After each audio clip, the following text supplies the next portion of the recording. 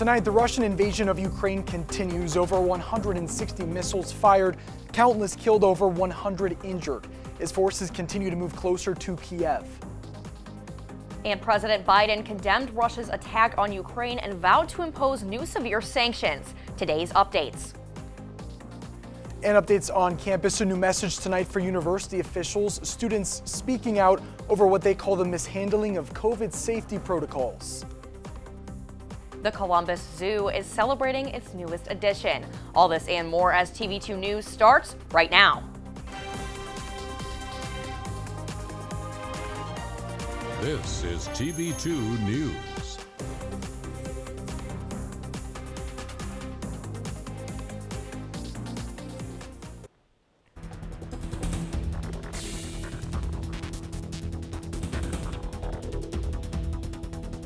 Good evening, I'm Steffen. And I'm Alexandria Manthey. We begin tonight with breaking developments out of St. Paul, Minnesota.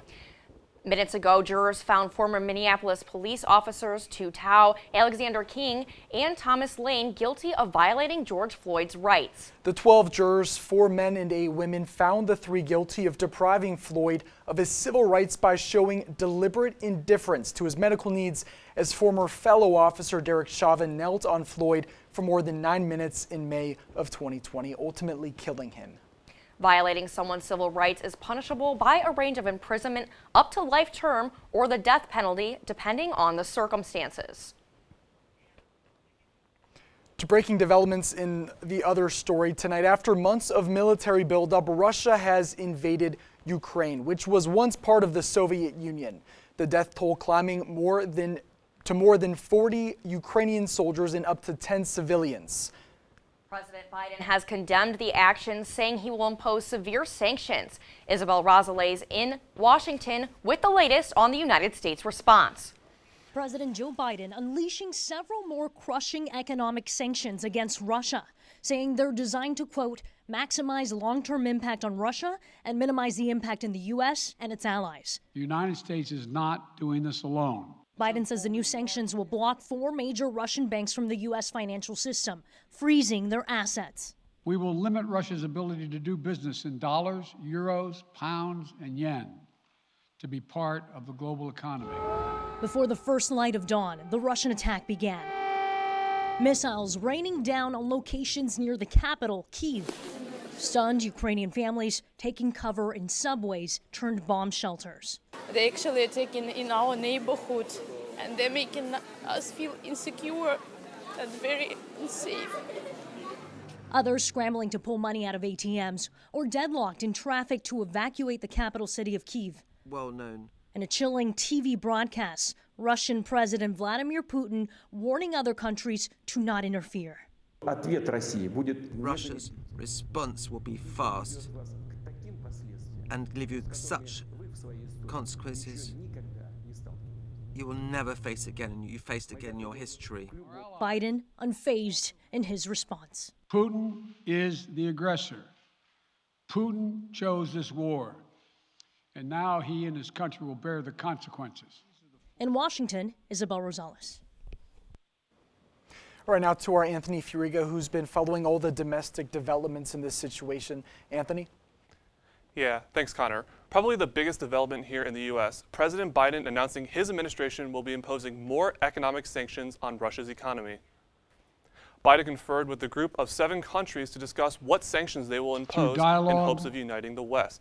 Ukrainian President Volodymyr Zelensky and other European citizens want Biden to impose harder sanctions on Russia, such as cutting them off from the SWIFT payment system for banking. The U.S. stated they want to hold off on such sanctions because they could fear it could harm European economies. Through dialogue to avoid needless conflict and avert human suffering. What President Zelensky described to me this morning was a situation of total war, asking for our solidarity, European and international coordination. Make no mistake, it's not a military operation or whatever it was called yesterday in Donetsk or Lugansk. It's a war against Reporting for TV2 News, I'm Anthony Furiga. Anthony, thanks. Ohio officials too are reacting to the Russian invasion of Ukraine. In a statement early Thursday, Senator Rob Portman called the events, quote, tragic for the people of Ukraine, adding he emphatically supports the U.S. in opposing sanctions on Russia, who he says needs to be held accountable for this, quote, humanitarian crisis. And Ohio's other Senator Sherrod Brown also reacting. In a statement today, Brown applauded the Biden administration's plan to impose stricter sanctions, adding the invasion is, quote, affront to freedom and the democracy world over.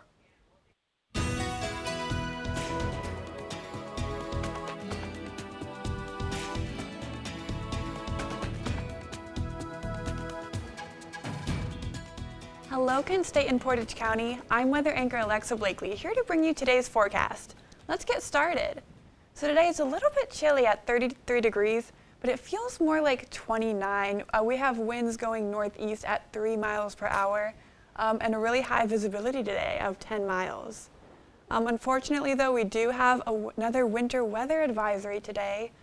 This is going in effect from 7 tonight until 9 a.m. tomorrow. We're going to have a snow accumulation overnight of 1 to 3 inches and also an ice accumulation from freezing rain that could get up to 0.2 of an inch. This is going to be causing slippery road conditions late tonight and tomorrow morning. So if you do have to go out, just drive slowly and be careful. And if we look at the weather going into the evening, it's going to get a little bit colder at 31 degrees by 8 tonight.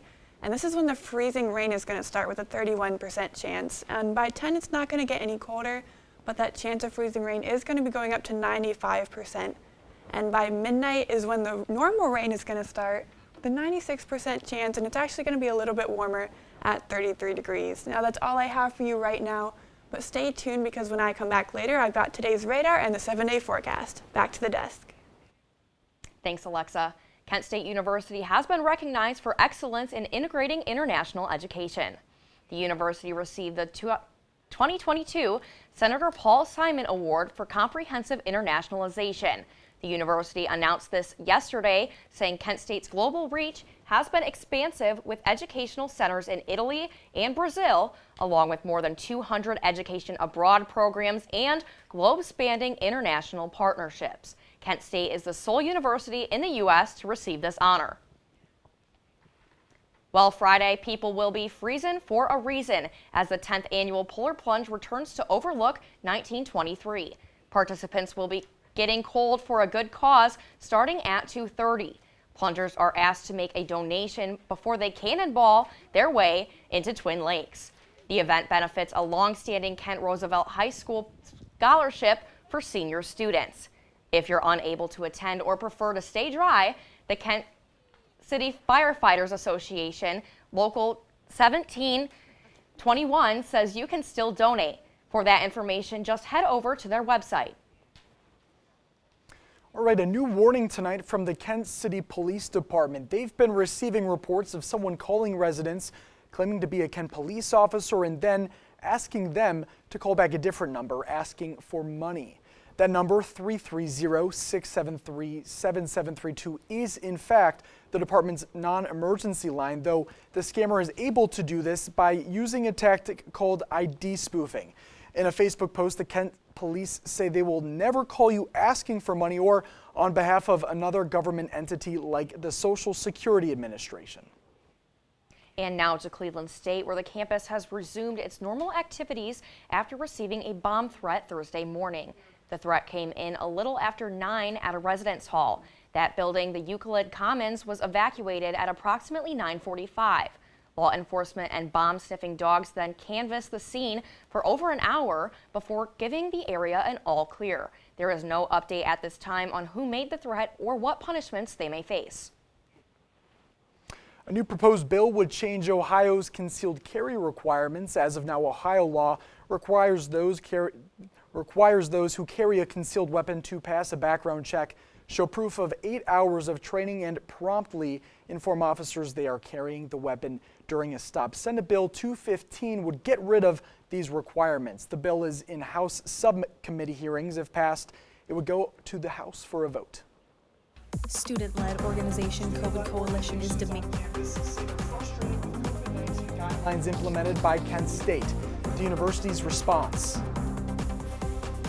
And later on, I will have the women's basketball recap from last night.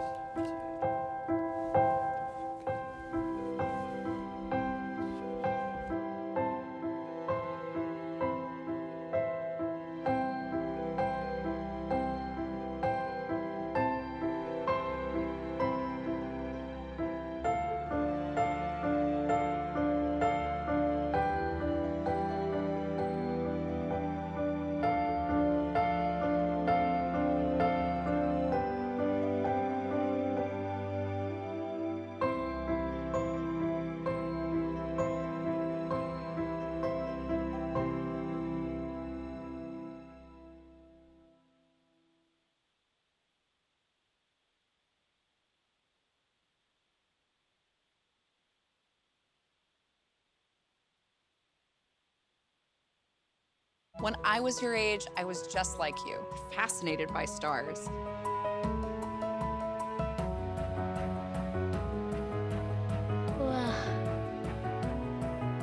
But now I get to search for life in the universe. And who knows, maybe life is looking for us too. So we're like aliens to them? Yeah. Does anyone want to be a scientist now? I do. Awesome. We need more girls in STEM. Maybe we can find aliens. Maybe you can make retirement happen. After all, you made home ownership happen. Homeschooling yourself on loans, beefing up your credit score. So I'm pre-approved. You were like, yes! Sorry. Color coding listings, ticking boxes, and flushing every toilet in a 20-mile radius. Home sweet home. You aced house hunting. Now get the tips you need to get on track at aceyourretirement.org.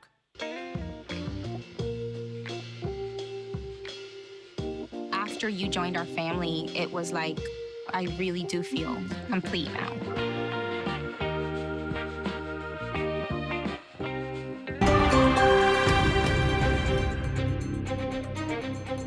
Student.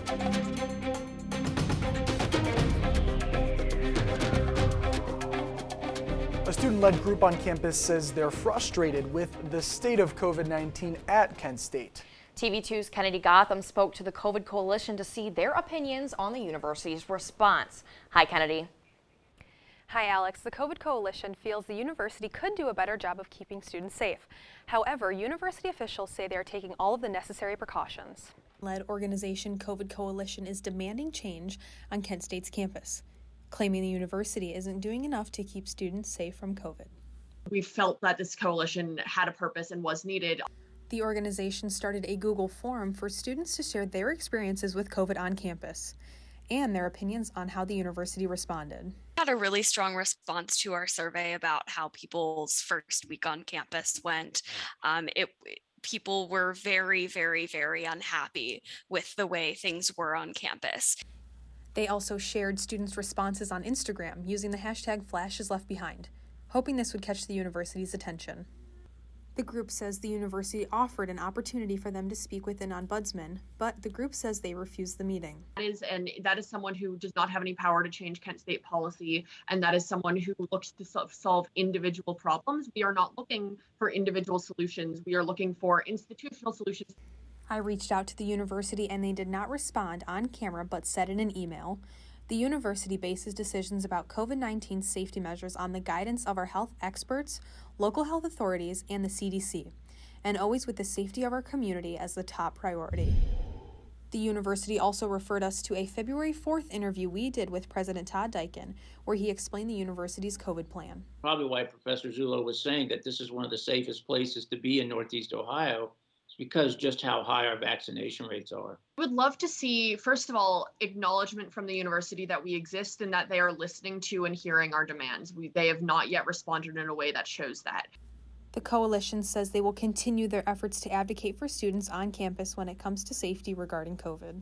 Was letting other students know that they're not the only ones feeling unsafe on campus. We have gotten a huge response from students telling us, I thought I was the only one who wasn't comfortable. I thought I was the only one who still thought COVID was a problem, and they're not. The COVID Coalition says they will continue to push the university to reconsider their COVID protocols. The organization has not announced any new events yet. Reporting from the Franklin Hall studio, I'm Kennedy Gotham. Thanks, Kennedy. Moving to nationwide, COVID-19 cases have dropped 90% in the U.S. since mid-January.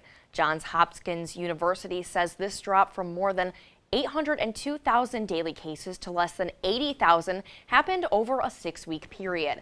Average daily case rates are back down to the levels seen last November, right before the Omicron variant was confirmed in the U.S. The Department of Health and Human Services says they are currently about 53,000 COVID-19 patients, which is about a third of hospitalizations last month.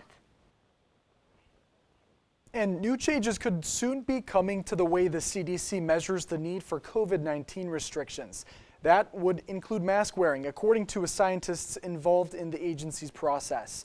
The announcement could likely come Friday and say community levels of disease won't be determined by cases alone, but rather cases leading to significant consequences. consequences like hospitalizations and death. The reason for the adjustment, the CDC says, is twofold. More people are vaccinated and the Omicron variant symptoms are comparatively mild. And Moderna is testing a new kind of COVID-19 booster. It is a bivalent booster which combines both an Omicron-specific vaccine along with the company's original COVID-19 vaccine. The company says there could be data for the booster sometime in March. Pfizer has also been working on an Omicron-specific vaccine and a bivalent vaccine, though FDA officials say it is unclear whether an Omicron-specific vaccine will be necessary.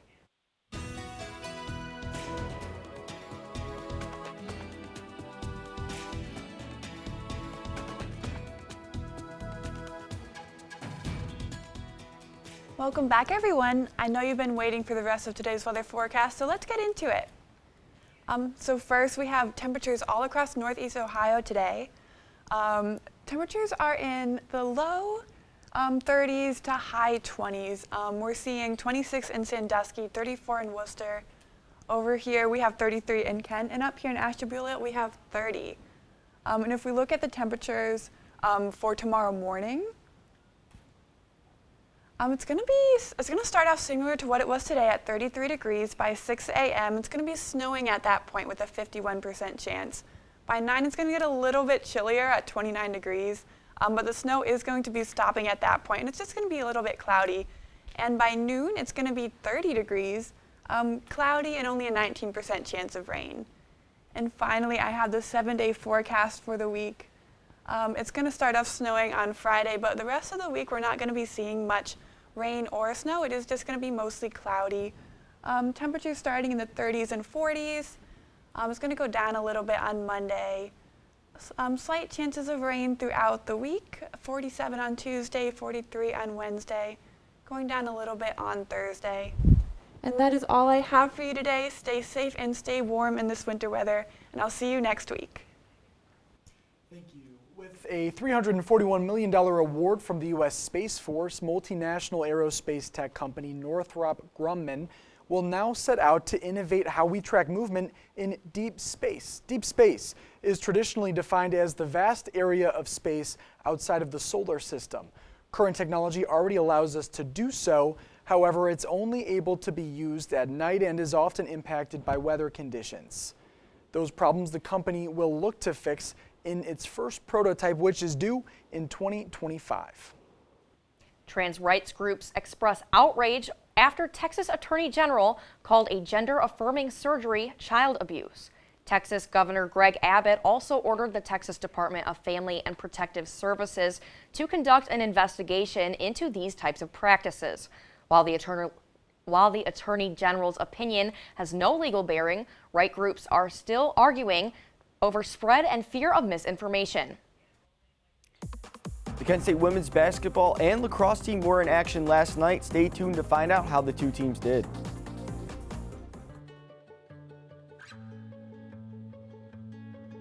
I feel like her heartbeat is like same speed as mine. And I think we have this like deep connection, this heart connection in her heart, that there's room for me and mom. When I'm holding her, it makes me feel calmer. It's a sensory thing. It's a thing with Asperger's. She's really good with Anya. I've seen adults react to my daughter when she has meltdowns, like she's from a different planet. And this little animal just sat next to my child and was just like, you know, it's gonna be cool. She's my superhero. Good job, Kitty Cat. When we adopted Lucky, we discovered all the wonderful things that make her unique. Lucky's a little bit of a lot of things, but mostly she's pure love.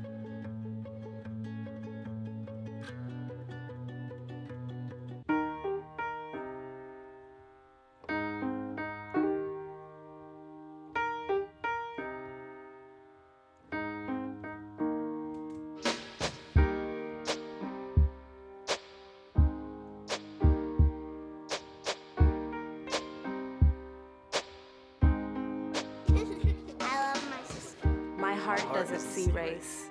Love is love. And now, your TV2 Sports Report.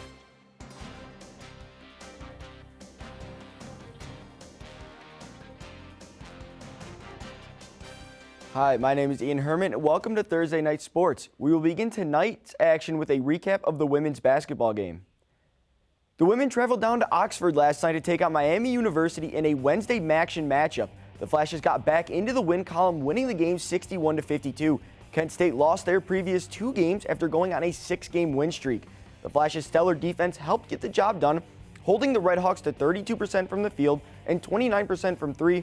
Lindsey Thal led the way for Kent State with 18 points and 4 assists, with Mariah Modkins the only other Flash in double figures with 10. The next game for the women is senior night on Saturday against Buffalo at 1 p.m. And the Kent State women's lacrosse team dropped to 0-3 after a loss on the road to the team down the street 11-6. The Flashes are being outscored 37-20 in the young season, with their best game coming in the first game of the year against Butler. Jackie Wolford led all scorers for Kent State with a hat trick, while Morgan Kubicki scored twice and Kenzie Sklar found the back of the net once. For their next game, the Flashes will travel down to Clinton, South Carolina to take on Presbyterian tomorrow at 5 p.m. And Kent State is set to host the 2022 MAC Indoor Track and Field Championships tomorrow and Saturday. Action begins on Friday at 10:45 a.m. and 11 a.m. on Saturday. 26 men and 22 women will compete for the Flashes. Notable names to look out for is Asa Hodrick, who will compete in the 200-meter dash, and the top-ranked Mia Angel Daniels in the 60-meter hurdles, and Leah Pascaletti in the pole vault. The Flashes that finished top 16 nationally in their respective events will qualify for the NCAA Indoor Track and Field Championships. And going back to basketball, the Cavs and the rest of the NBA return to action tonight after a week off for the All-Star break. Cleveland did a fantastic job hosting the events and hope we can continue to host great events in the future. The Cavs will travel to Detroit to take on the struggling Pistons at 7 p.m. The Cavs will be without All-Star guard Darius Garland and newly acquired Karis LeVert. However, the Cavs are still in great hands with Evan Mobley and Jarrett Allen playing. I have the Cavs winning convincingly and picking up right where they left off, 110-98. And that is all I have for sports for today. My name is Ian Herrmann. To follow all of the Kent State sports action over the weekend, make sure to follow us at TV2 KSU Sports. Coming up, the Columbus Zoo wants you to meet its adorable newest addition. More on what's being called a big win for a nearly threatened species. What are you doing in there? What's that? I wouldn't do that. What are you doing? What are you looking for?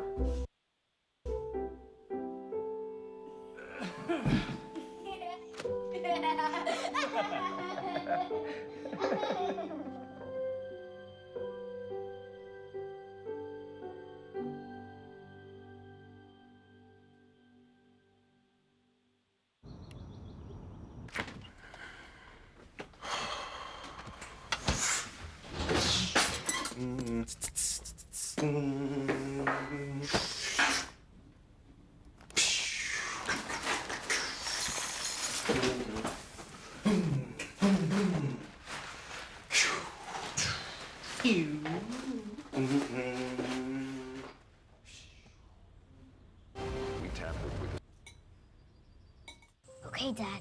1, 2, 3.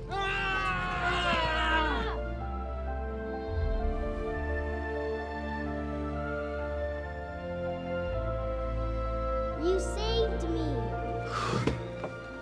Dad? Are you okay? I'm fine, dear. Your hero needs you now, and AARP is here to help. Find the care guides you need at aarp.org/caregiving. Welcome back. A slew of new movies, music, and TV shows are hitting the entertainment world. That's right, and here's David Daniel with the Hollywood Minute. We tampered with the stability of space-time. IMAX is back in the black thanks to Spidey. The giant screen company posted its first quarterly profits since the pandemic began, thanks largely to Spider-Man: No Way Home, which was filmed with IMAX cameras in the company's expanded aspect ratio. If we take it back to how we used to be, when I ran to you, you ran to me. Jewel is back. The singer-songwriter has announced her first new studio album in 7 years, Freewheelin' Woman, due out April 15th. It features this new single, Dancing Slow, featuring Train, who she'll join on their North American summer tour. Uploading should be accessible for everyone. We need to hold the greedy, powerful people accountable. likes Bloody Marys and the rollback of environmental laws. Well, we can handle one of those. Prime Video has released a preview of Upload Season 2. The sci-fi comedy featuring a virtual afterlife introduces new relationships, a deepening mystery, and even a digital baby program. Prototypes! Congrats, Mommy. The 7-episode second season of Upload premieres March 11th. In Hollywood, I'm David Daniel. And the Columbus Zoo is celebrating its newest addition, Lee Agnes, a tuft deer fawn who is being hand-raised by zookeepers. Agnes has had a lot of complications following his birth in November, but is doing well now. The fawn will move to a public exhibit later this year to join his older brother, Tuffy. It's a big news for this species of small deer, which is near threatened status in its native China. The success of the Columbus Zoo's breeding program offers new hope for the future of tufted deer. How cute. I wonder just, do you think he knows he's missing his brother? I feel like, I don't know, do you think they're both ready for a reuniting? He might have some intuition, I don't know. I mean, and honestly, these are the good stories, and but it's also what's today, right? It's Student Press Freedom Day, which is so exciting for us because hey, we are student press, so. And it's very important, and I'm going to ask you, because you've been a part of TV2 and student media here at Kent State for a couple years. What's your, I guess, your favorite memory, or what's the best thing that is kind of, you've gotten out of being a student journalist? Definitely just learning journalism here in the studio. I mean, I definitely learn it during classes, but also learning it here is great, and, getting to meet, everybody else on the show. Yeah, and getting to realize that it matters. Student media matters. All right. That about wraps up our Thursday newscast. Thanks for sticking with us tonight. And for all these stories and more, go to KentWired.com and follow us on social media at KentWired. I'm Alexandria Manthey. And I'm Connor Steffen. Have a great night, Portage County.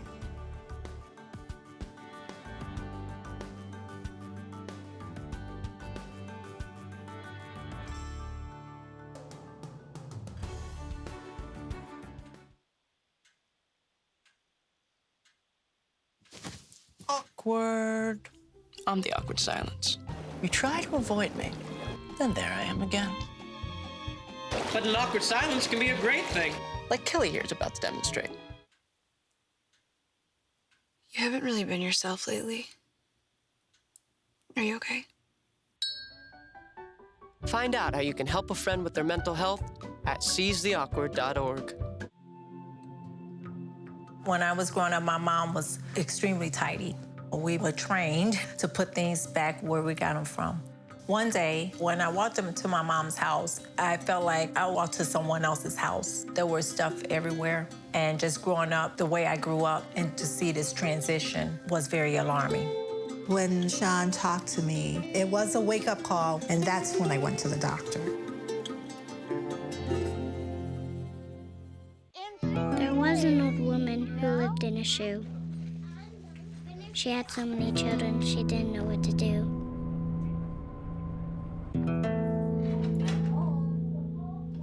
She gave them some broth without any bread and kissed them all soundly and put them to bed. Hunger is a story we can end. End it at feedingamerica.org.